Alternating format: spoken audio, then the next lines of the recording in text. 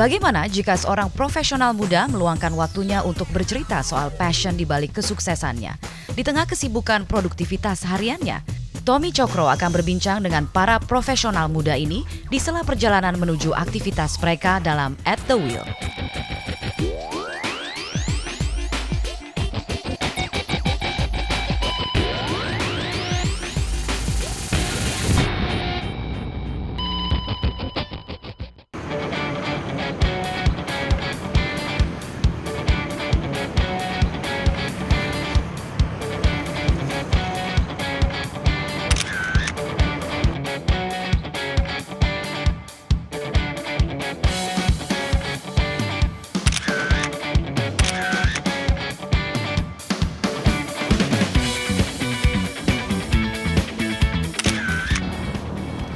Ya, dunia fotografi di mana banyak sekali orang yang sangat menggandrungi dunia ini.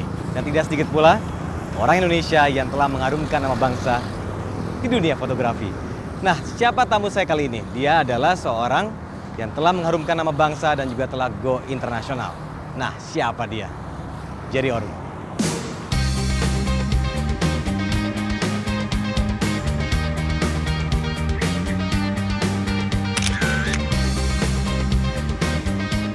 Setelah sukses di Singapura dengan buku Femalography yang menjadi buku terbaik kedua yang direkomendasi oleh toko buku ternama Borders, Jerry Aurum kembali mencurahkan pengalamannya di buku ketiganya, Hampir Fotografi.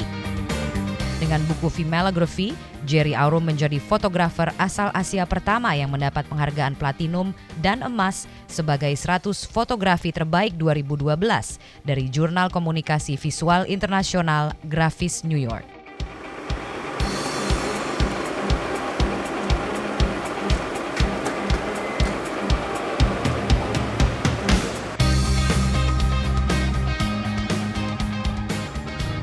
Oke Mas Jerry, sudah 3 buku ya. Ada Femalography, In My Room, dan terakhir Hampir Fotografi. Ini yang baru mau launch nih ya? Iya, ini buku yang punya banyak launch sebenarnya. Oke. Total ada 14 event launch di beberapa kota di Indonesia, tapi paling banyak memang di Jakarta. Dan memang sudah banyak menjadi pembicaraan orang karya-karya dari Mas Jerry sendiri mengenai fotografi, khususnya buku Femalography yang di Singapura pun sudah terkenal. Betul. Nah, apa sih membedakan buku ini dengan buku sebelumnya? Tampaknya kok saya lihat ini lebih tebal dan banyak sekali tulisannya. Nah, mohon diceritain. Nah, untuk Femalography dan In My Room memang sifatnya itu seperti coffee table book. Berarti dia itu buku yang memang memuat banyak foto di dalamnya dan sedikit sekali kata-kata. Memang untuk dinikmati secara visual. Tetapi untuk Hampir Fotografi, di sini saya banyak sekali menuangkan filosofi, pengalaman, dan pandangan-pandangan saya mengenai fotografi yang mungkin selama ini belum diketahui oleh orang-orang. Oke, bicara soal filosofi, berarti di buku ini apa yang orang akan tahu soal filosofi seorang Jerry? Misalnya nih, yang gampang-gampang, begitu dibuka di halaman pertama akan tertulis "It's not my camera that makes me a photographer". Oke. Karena banyak sekali orang yang salah kaprah menitik beratkan kepentingannya kepada kameranya, sehingga bila kameranya rasanya kurang yahut, fotonya nggak bakalan bagus. Salah besar. Itu salah satunya. Ya. Tapi emangnya sebenarnya apa sih yang sebenarnya orang lupa dari segi filosofi dalam, kan banyak sekali orang menggunakan kamera sekarang dan jadi hip kalau sekarang orang foto tuh. Tapi apa sih yang membedakan Jerry sendiri memandang bahwa sebenarnya bukan itu loh sebenarnya, tapi ini gitu. Nah, ininya nih apa? Tetap aja ya, filosofi lama it's about the man behind the gun itu sangat-sangat tepat dipakai untuk dunia fotografi, karena memang teknologi sangat memudahkan semua orang untuk bisa mengakses fotografi dan membuat foto bagus dalam tanda kutip. Tetapi akhirnya yang membedakan antara fotografer yang bagus dan yang biasa-biasa aja memang hasil karya akhirnya. Nah, hasil karya akhirnya itu tetap kembali kepada si fotografernya, karena sekarang kamera semua sama-sama canggih. Jadi foto bagus ala kamera itu terjadi di mana-mana. It's easy to make, even ibu saya sendiri bisa. Nah, itulah yang akhirnya tetap membedakan kepekaan, kejelian, skill, talenta, kemampuan akan estetika si fotografernya, tetap itu yang nomor satu. Tapi kenapa harus dituangkan dalam bentuk buku? Sudah ada 3 buku loh nih ya. Apakah memang ini ya menjadi salah satu strategi dari Jerry sendiri untuk membuat ini loh benchmarknya saya harus tuangkan dalam bentuk buku biar orang pun tahu bahwa saya ini spesialisasinya di sini. Bukan hanya berupa produknya saja tapi juga buku. Ada beberapa alasan.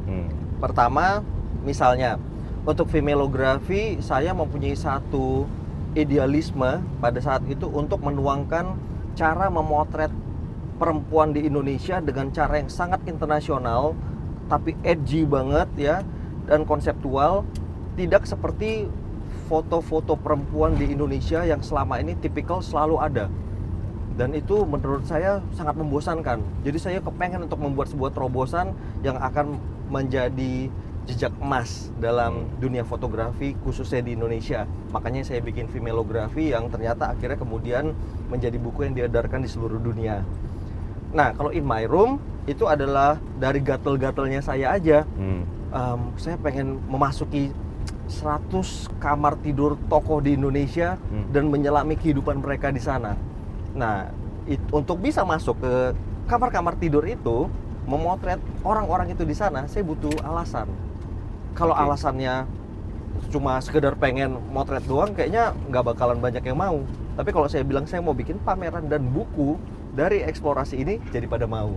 Bisa jadi beban nggak sih buat Jerry sendiri untuk, aduh berikutnya apa lagi nih ya, berarti bentuknya buku lagi nih, saya harus buat sesuatu yang berbeda lagi, tidak bisa sama terus. Contohnya ini saja beda dengan sebelumnya. Betul. Beban nggak tuh seperti itu?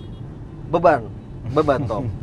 Dan itu beban yang makin lama semakin tidak ringan.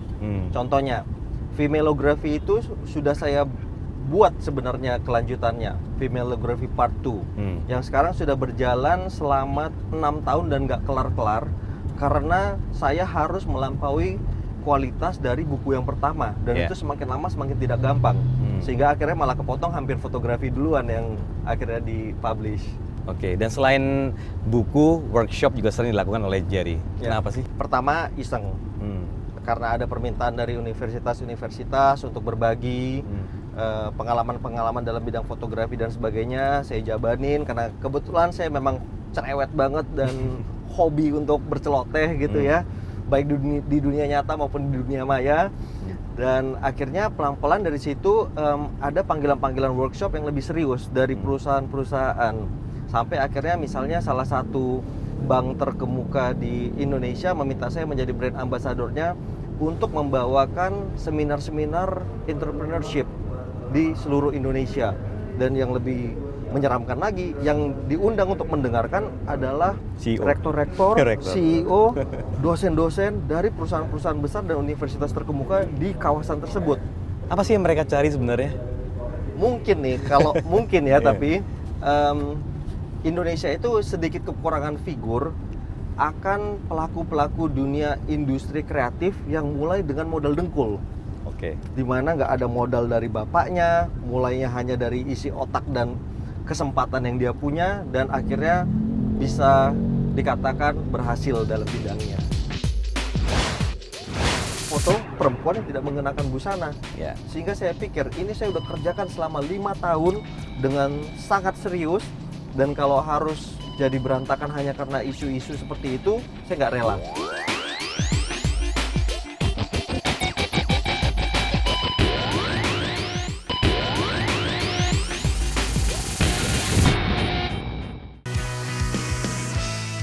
Ide kreatif adalah modal utama bagi seorang fotografer seperti Jerry Aurum yang harus bertemu dengan berbagai objek. Berlandaskan pada kesenangan, passion, dan hobi, Jerry terus mencoba untuk membuat orang teringat akan karyanya. Namun Jerry percaya bahwa passion akan terkikis seiring rutinitas sehingga perlu memiliki tujuan yang baik. Menurutnya akan menjadi bahaya jika hobi yang dijadikan profesi menjadi sesuatu yang tidak menyenangkan.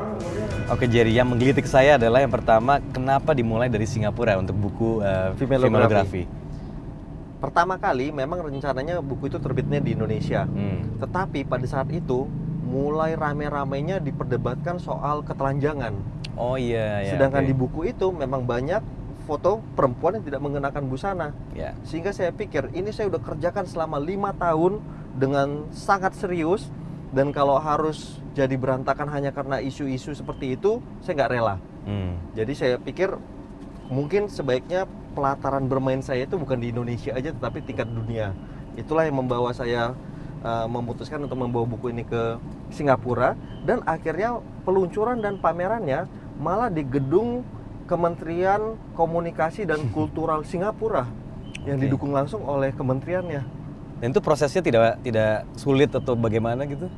Kira-kira dari mulai saya datang sampai disetujui itu memakan waktu 6 jam. 6 jam? 6 jam. Sementara di salah satu galeri paling besar di Jakarta yang sangat terkemuka, saya nunggu 6 bulan aja, kuratornya yang setuju baru 3 orang lagi masih keluar negeri lah dan segala macamnya. Jadi ya Singapura. Tapi dengan strategi ini justru akhirnya membuka peluang untuk Jerry sendiri untuk memudahkan Indonesia justrunya. Betul.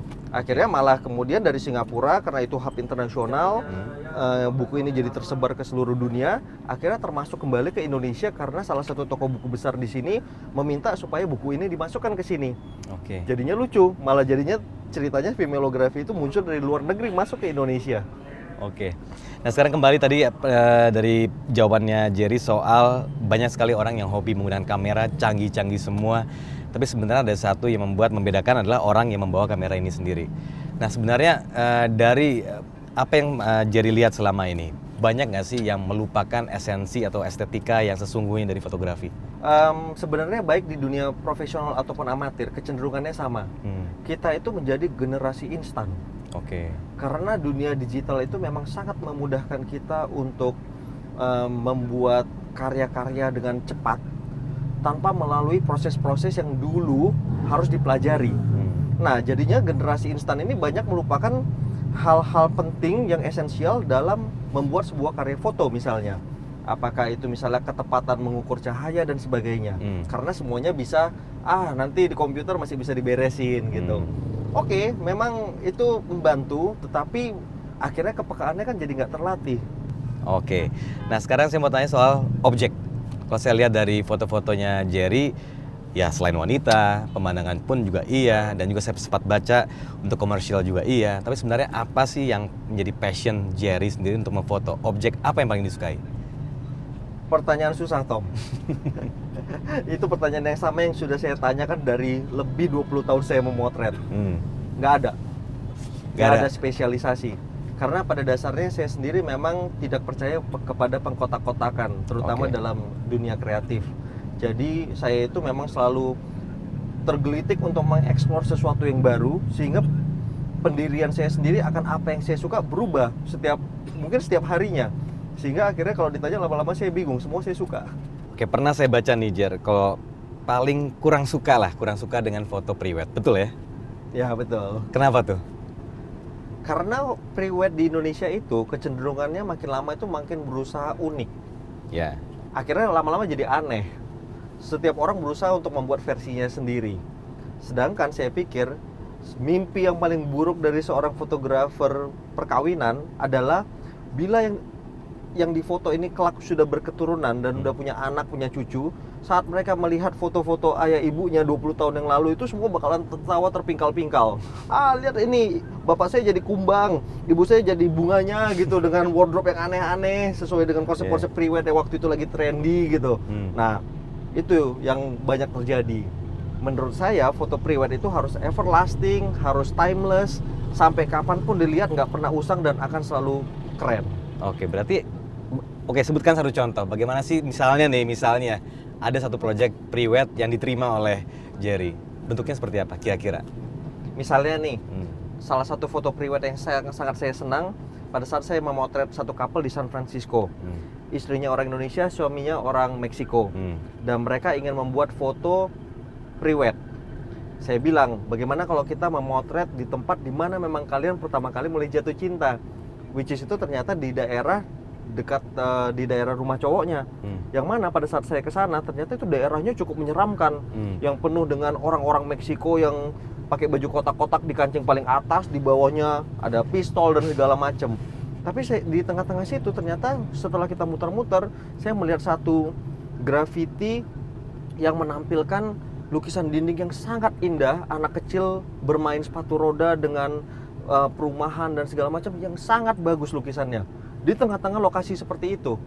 Nah, saya foto mereka di depan situ dan kebetulan baju si perempuannya sama lagi dengan warna lukisannya. Indah sekali. Nah, itu rule of thumb untuk basicnya. Tapi untuk kreasinya Jerry sendiri yang sudah menelurkan 3 buku dan sudah 20 tahun berkarya juga, apa sih rule of thumb-nya kreasi Jerry? Kalau saya pikir adalah bagaimana menjadikan karya kita di hari ini berbeda dengan kemarin. Jadi saya percaya ya, seorang seniman itu bila dia kehilangan semangat akan inovasi dan kebaruannya, di saat itu dia mati. Lalu apa yang dilakukan pada saat stuck tuh biasanya butuh inspirasi dari mana sih biasanya? Nah itu dia salah satu sebabnya kenapa saya itu menceburi banyak sekali genre fotografi. Supaya kalau saya lagi bosan motret landscape, saya akan motret perempuan. Saya bosan motret perempuan, saya akan motret makanan. Dan akhirnya saya temukan bahwa fotografi itu nggak sebatas mengambil foto saja, tetapi berbicara mengenai fotografi ternyata nggak kalah asiknya, menulis soal fotografi juga nggak kalah asiknya. Jadi banyak hal dalam fotografi itu ternyata yang bila kita mau bisa kita explore. Tapi ada hal lain nggak yang dilakukan oleh Jerry Orum sendiri untuk get away from fotografi, melakukan hal lain, kembali lagi baru setelah refreshment gitu misalnya?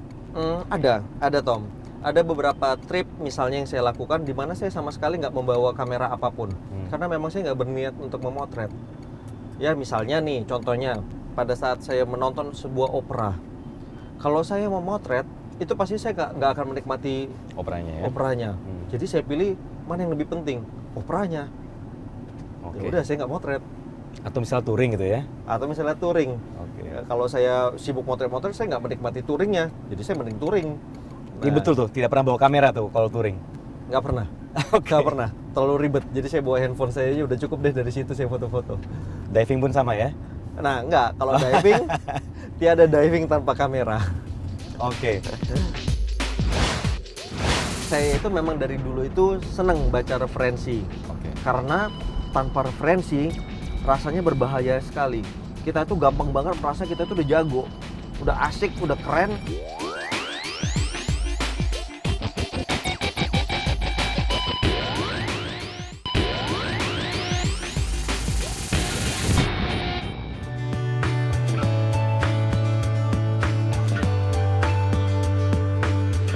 Tumbuh di keluarga yang sama sekali tidak memiliki latar belakang seni fotografi, Jerry justru hidup sukses darinya.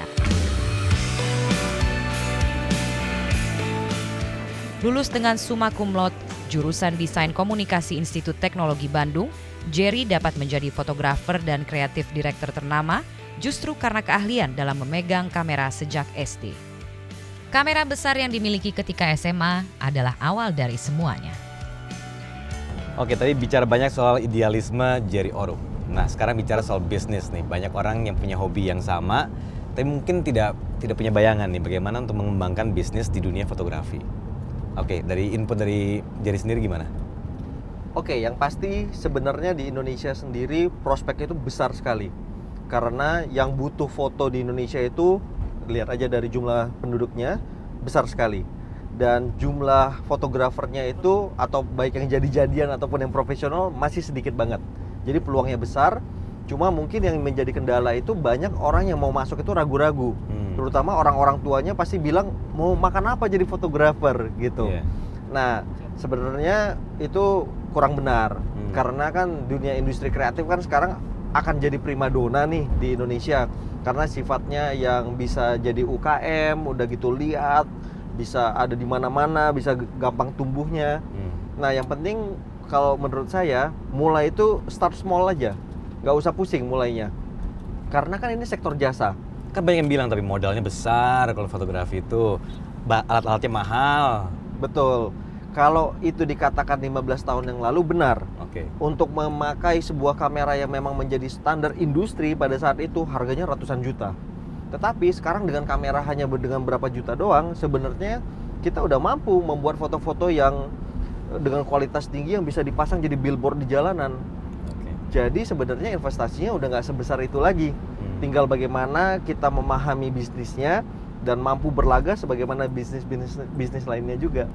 Tapi kalau misalnya inspirasi utama dari Jerry untuk mengembangkan sebuah karya di bisnis ini apa sih?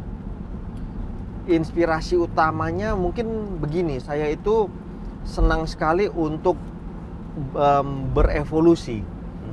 Jadi saya itu selalu berusaha mencomot pengalaman baru ataupun hal baru, baik itu dari jalan-jalan saya ataupun dari proyek saya yang baru ataupun berkenalan dengan orang baru untuk bisa menimbulkan sebuah ide baru dalam fotografi. Jadi memang fotografi is not a work anymore, it's simply a life. Karena segala sesuatu yang kita alamin setiap hari, yang kita lihat, kita dengar, itu selalu saya kait-kaitkan dengan apapun fotografi yang mungkin bisa terinspirasi dari situ. Kalau role model punya? Role model di fotografi ada, tapi nggak ada yang di Indonesia sayangnya. Boleh sebutkan siapa gitu dan mengapa? Saya senang banget dengan David LaChapelle yang di LA, karena dia selalu keluar dari pakem-pakem foto fashion yang biasa. Saya senang dengan Nick Knight yang di London, karena foto-foto commercial fashionnya itu benar-benar mampu membuat gaya baru di era tahun 2000-an. Saya senang banget Sebastião Salgado dengan foto-foto jurnalismenya, karena dia udah keluar dari konteks jurnalisme, itu fotonya itu jadi puitis gitu, tetapi syarat banget dengan news. Nah, ini semua didapatkan pada saat Jerry masih muda atau sudah berapa tahun kemudian baru nyadar, oh ternyata di luar tuh begini karya-karya mereka? Enggak, saya itu memang dari dulu itu seneng baca referensi. Karena tanpa referensi rasanya berbahaya sekali. Kita tuh gampang banget merasa kita tuh udah jago, udah asik, udah keren, karena memang kita tuh simply menjadi katak dalam tempurung.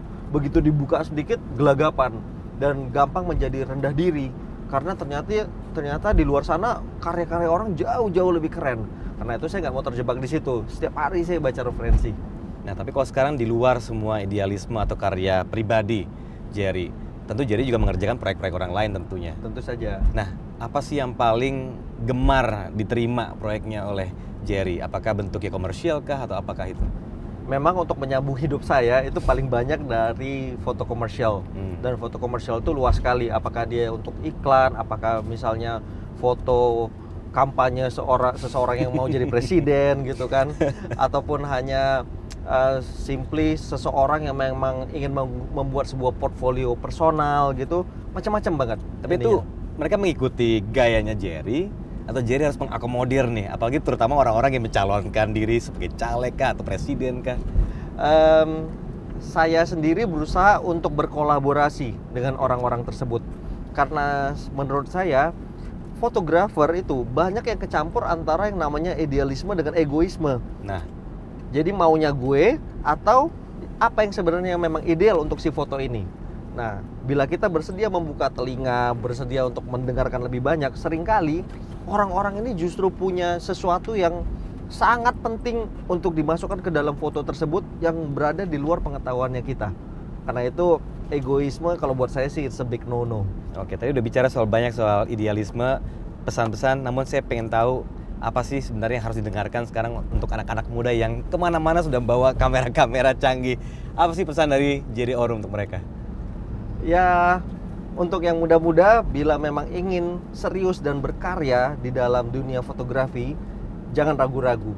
Bila ada banyak tantangan yang diperoleh, baik dari orang tua, keluarga, ataupun yang lainnya, jangan juga dianggap menjadi sesuatu yang melemahkan kita. Karena anggaplah mereka adalah kasus-kasus tantangan pertama yang harus dipelajari dan ditaklukkan. Karena nantinya bila memang terjun ke dalam dunia profesional yang lebih serius, hal-hal seperti itu justru remeh-remeh. Ngurusin klien itu jauh lebih susah daripada meyakinkan orang tua kita.